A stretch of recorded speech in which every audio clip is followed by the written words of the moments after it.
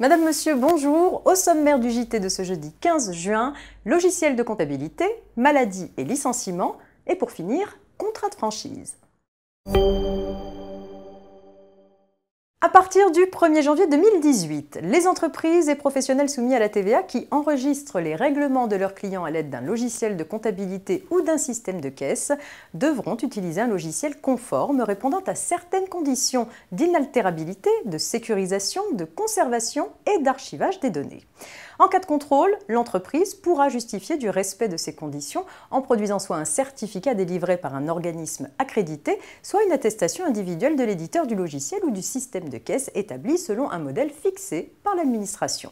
Attention, si elle ne peut pas justifier de la conformité du logiciel ou du système de caisse utilisé par la production d'un certificat ou d'une attestation individuelle, l'entreprise subira une amende de 7 500 € par logiciel ou système non certifié.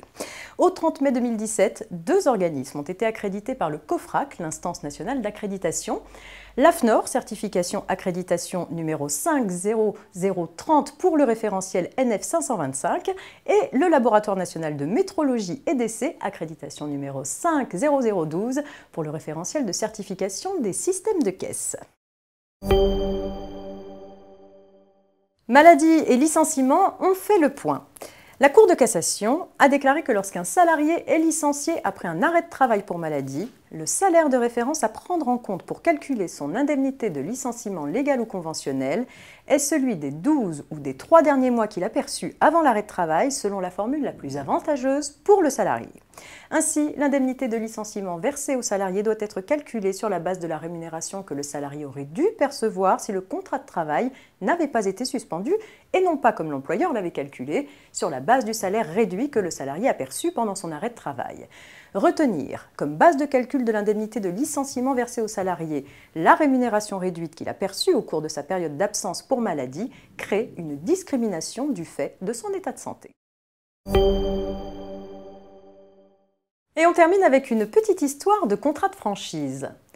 Le franchiseur d'un réseau de boulangerie-pâtisserie a conclu avec une société franchisée un protocole d'accord grâce auquel il consent l'exclusivité des ouvertures de franchise sous son enseigne dans 3 départements à condition qu'il développe le réseau et ouvre 18 points de vente en 5 ans.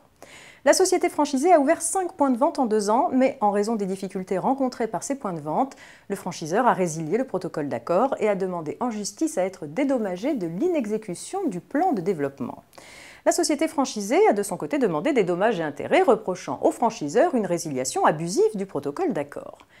Les juges ont considéré que le plan de développement ne pouvait être réalisé qu'avec la collaboration étroite et loyale du franchiseur. La loyauté imposait au franchiseur de négocier si le protocole d'accord s'avérait difficilement réalisable et de proposer des conditions acceptables. Le franchiseur a été condamné à payer au franchisé 150 000 € pour résiliation fautive du protocole d'accord. Fin de ce JT, je vous souhaite une excellente journée et rendez-vous demain.